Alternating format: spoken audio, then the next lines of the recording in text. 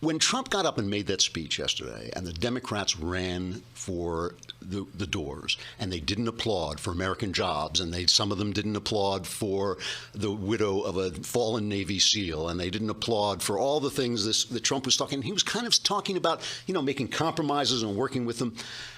I just thought, wow, this is a disaster for the Democrat Party. I don't want to overblow it because, Trump can sometimes step on his own feet. He can blow himself up. But that was here's Dan Henninger in the Wall Street Journal talking about the state of the Democrats. That scene you saw at the moment President Trump ended his speech to a joint session of Congress was the Democrats abandoning the ship of state. Like the progressive street demonstrations endured by the country the past 4 weeks, we may assume Congress's Democratic delegation organized their post-speech bolt to the exits via the famous social media hashtag the resistance.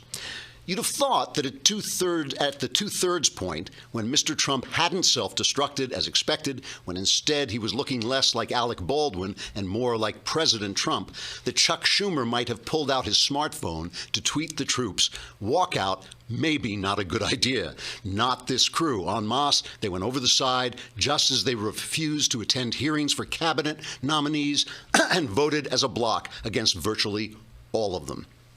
So they blew it. I mean, we talked about this yesterday. They didn't see this coming. It really was like a freight train ran them right over as they sat there in their old, we're the resistance. Who was it? Roseanne Barr tweeted the other day. Did you see this? She tweeted, "Trump is the resistance." And I think that that's exactly right. So in the aftermath, the press is scrambling. How can we get back the narrative? This is the press's problem since it began. And Charlie Sykes, who I think was speaking for all journalists, left-wing commentator on MSNBC, listen to him describe the speech, his hopes for the future, that Trump will now self-destruct, and what he feels is happening to the press. I mean, that was a good speech. It's going to help him. He's going to get a bump. It reassured jittery Republicans. There were some genuine grace notes. But give it a minute.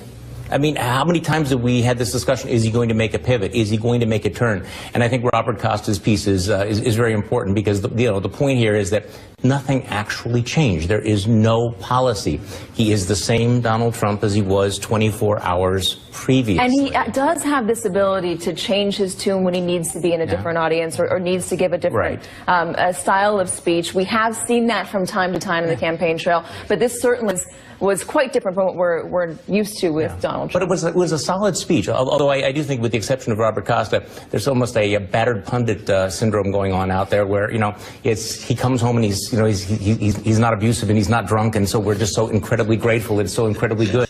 So he's comparing the press to a battered wife. The only difference, just is that, of course, wives don't deserve to be battered.